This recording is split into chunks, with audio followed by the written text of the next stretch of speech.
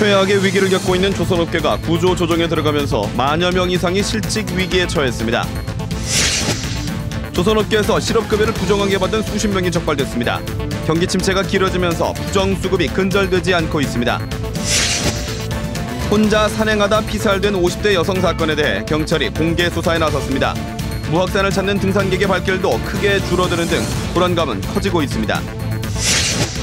시민단체들이 롯데 바로 세우기 운동본부를 출범하기로 했습니다.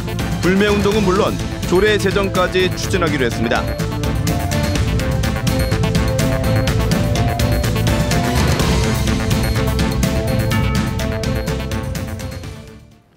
안녕하십니까. 이어서 경남 소식입니다. 최악의 위기를 겪고 있는 조선업계가 본격 구조조정에 들어갔습니다. 대형 조선소와 함께 중소조선사들의 합병이 가속화되면서 만여 명 이상이 실직 위기에 처했습니다. 김소영 기자의 보도입니다. 세계 금융위기 이후 줄도산을 맞게 된 중소조선소에 이어 수조 원대 적자를 낸 대형 조선소까지. 지난해 조선업에서 회생 불가능한 한계 기업은 18.2%로 5년 새 3배나 늘었습니다. 정부가 벼랑 끝 위기에 몰린 조선업계 고강도 구조조정을 예고했습니다. 산업은행은 대우조선 직영 인력 13,000명 가운데 3,000명을 감축하겠다는 안과 함께 조선업 전체에 대한 구조조정 방침을 시사했습니다. 조선업 이런 업종별 구조조정의 큰 틀에 대해서는 관련 부처와 충분한 조율과 협의가 마무리돼야만이 말씀드릴 수 있습니다. 독자 생존이 불투명한 중소조선업체들의 합병 논의도 가속화될 것으로 보입니다. STX조선과 성동조선 등 중소조선사들의 경우 수주와 경영을 통합해야 한다는 지적이 꾸준히 제기돼 왔습니다. 이 때문에 대형 3사와 중소조선소들까지 3년 내 최대 10,000명 이상이 감축될 것으로 전망됩니다. 협력사들까지 포함하면 감축 규모는 더 늘면서 구조조정 과정에서 진통이 예상됩니다. 대책과 전망 없이 구조조정을 한다. 이렇게 되면 이것은 저희들로서는 받아들일 수 없고 엄청난 분쟁을 만들 수밖에 없는 상황이라고 봅니다. 이미 정부가 조선업이 집중된 경남에서 새로운 주력 업종 개발이 필요하다는 입장을 밝히면서 위기감은 확산되고 있습니다. KBS 뉴스 김소영입니다. 정부 지원에 앞서 대우조선해양 부실에 대한 책임 규명이 먼저 이루어져야 한다는 시민단체 비판이 제기됐습니다. 참여연대는 산업은행의 대우조선 경영 정상화 방안에 대한 논평을 통해 진상규명도 이루어지지 않은 상태에서 부실관리 의혹의 당사자인 산업은행이 또다시 국민의 돈을 동원하겠다는 것이라고 비판했습니다. 이들은 또 금융위와 산업은행은 이번 사태에서 손을 떼고 채권단이 공정하게 회생 가능성을 평가해 손실 분담과 회생 계획을 수립해야 한다고 주장했습니다. 조선업계에서 대규모 구조조정이 예고된 가운데 실업급여를 부정하게 받은 수십 명이 적발됐습니다. 경기 침체가 길어지며 실업급여 부정수급이 근절되지 않고 있습니다. 차주화 기자의 보도입니다. 지난 2013년 45살 김모 씨는 한동안 실직 상태에 있다 한 조선소 협력업체에 취직했습니다. 하지만 취업 뒤에도 5달 동안 취업 사실을 속여 실업급여 500여만 원을 받았습니다. 아이고, 이거 가면 또 한 달 일하겠나, 이거 가면 한 2달 일하겠나, 이런 생각을 항상 갖고 있죠. 아무래도 먹고 살락하면은 그런 의미에서 저는 했거든요. 경찰이 이렇게 실업급여 1억 2천여만 원을 부당하게 받은 조선소 근로자 37명을 불구속 입건했습니다. 차명 계좌로 이제 임금을 지급받으면서 고용노동청에는 계속해서 실업급여를 신청해서 이중으로 임금과 실업급여를 지급받은 형태입니다. 언제 또 실직할지 몰라 기회가 될 때 수입을 챙기려다 보니 알면서도 불법을 저지르는 겁니다.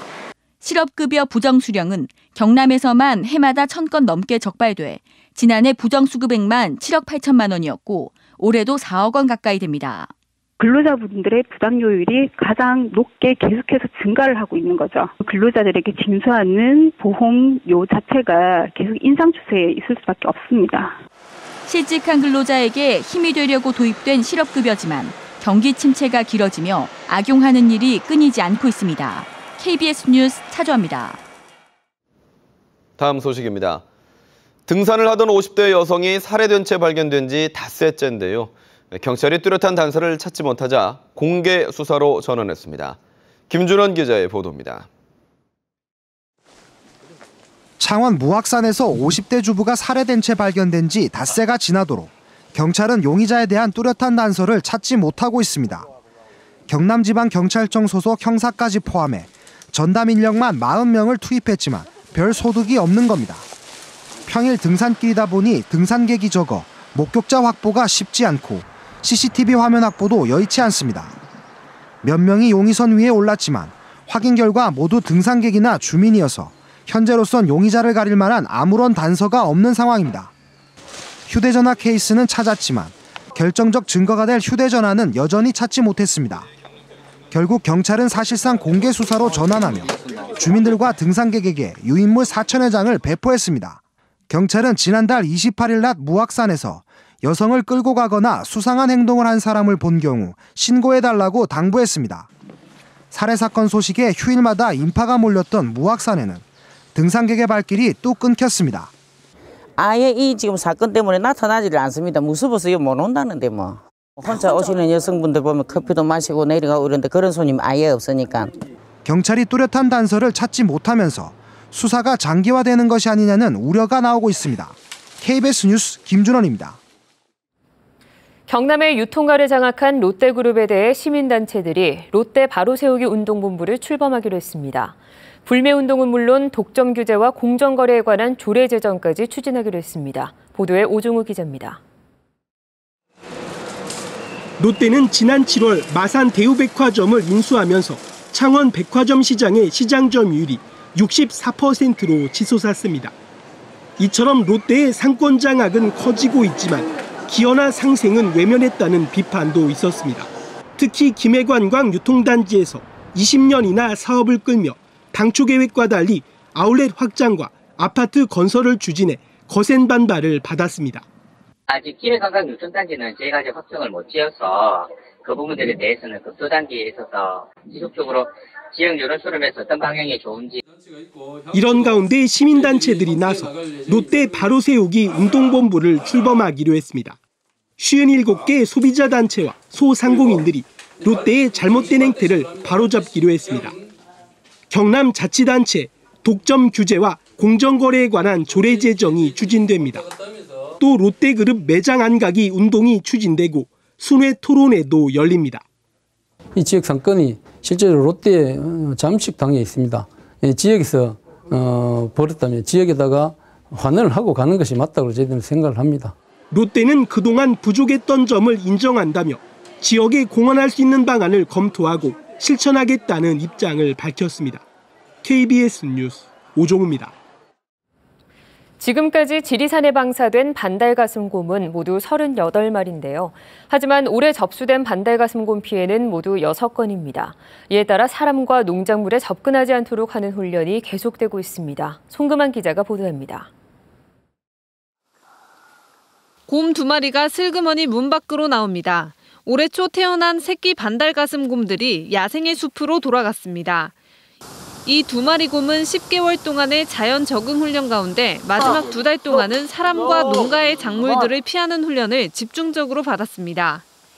사람을 인지하여 먼저 피하게끔 하는 훈련이고요. 대물기피 훈련은 그 민가 피해를 방지하기 위한 꿀, 사과, 각종 농작물에 대한 기피 훈련을 시행하게 됐습니다. 농작물이나 민가 피해를 줄이기 위해서입니다. 인승의 본능이 해가지고 얘네들 호기심이라든가 아니면은 이제 본능적으로 먹이 활동 차원에서 이렇게 하다 보니까 이렇게 충돌이 난 걸로 예상이 됩니다. 지난 7월 산청군에서는 반달가슴곰이 꿀통을 통째로 들고 가버리는 사고가 났습니다. 하루 먹고 그 다음날 또 내려오다가 사람한테 마주치고 올라갔네. 14통인가 그래 들고 가버렸어. 뭘 통째로 들고 가서 먹더라고요. 들고 가가지고. 전류가 흐르는 울타리가 무성한 잡초에 파묻히는 등 관리가 미흡해 재구시를 못한 겁니다. 지난 6월에는 농작물 피해를 자꾸 내던 반달곰 1마리가 회수되기도 했습니다. 올해 접수된 반달가슴곰 피해는 지금까지 모두 6건. 사람과 농작물을 피하는 훈련만큼이나 민가에 설치된 전기 울타리를 꾸준히 점검하는 등 지속적인 관리가 중요해 보입니다. KBS 뉴스 송금환입니다.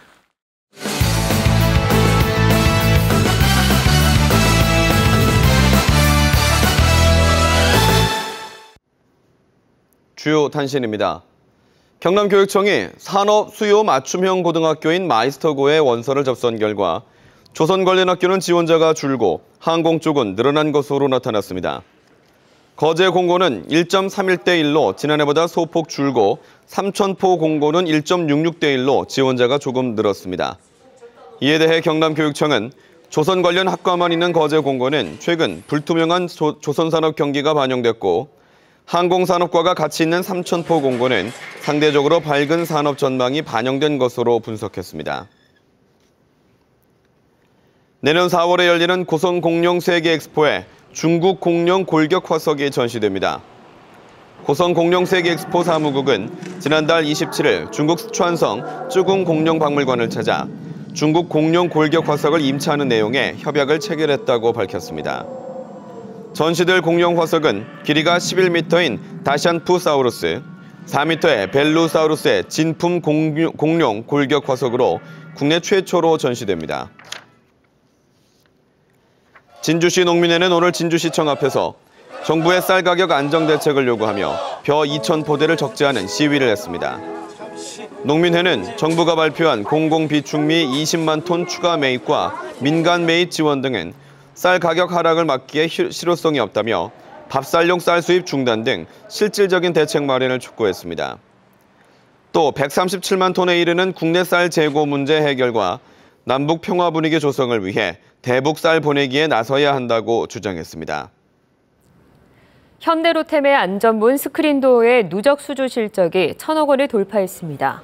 현대로템은 최근 대구도시철도공사와 230억 원 규모의 스크린도어 설치 공사 계약을 체결해 지난 2005년 서울 9호선을 시작으로 누적 수주 실적이 1,000억 원을 넘게 됐다고 밝혔습니다. 스크린도어는 지하철 안전사고 방지를 위한 것으로 국토부는 최근 법 개정을 통해 도시철도와 광역철도에 대한 설치를 의무화했습니다. 경남 선수단이 제35회 전국장애인체전에서 7개의 한국 신기록을 세웠습니다. 경남 선수단은 강원도에서 열린 이번 장애인체전에 329명이 출전해 금메달 33개, 은메달 37개, 동메달 54개로 17개 시도 가운데 14위에 올랐습니다. 타 시도보다 적은 인원이 출전했지만 여자 창던지기에서 김명자 선수가, 남자 곤봉 던지기에서는 김봉현 선수가 새 기록을 쓰는 등 역도와 수영 등에서도 한국 신기록 7개를 달성했습니다. 마산 동부경찰서는 심야에 사람이 없는 상가에 침입해 100여 차례에 걸쳐 금품을 훔친 혐의로 31살 천모 씨를 구속했습니다. 천 씨는 지난달 말 새벽에 창원시 내서업의 한 제과점에 침입해 물건을 훔치는 등 지난해 6월부터 최근까지 119차례에 걸쳐 2,700만 원 상당의 금품을 훔친 혐의를 받고 있습니다. 휴일인 어제 잇단 해상사고로 3명이 구조됐습니다. 통영해양경비안전서는 어제 낮 12시쯤 통영시 소매물도 인근에서 팔이 부러진 56살 한모 씨를 경비함정으로 구조해 인근 척호항으로 이송했습니다. 경남 소식이었습니다.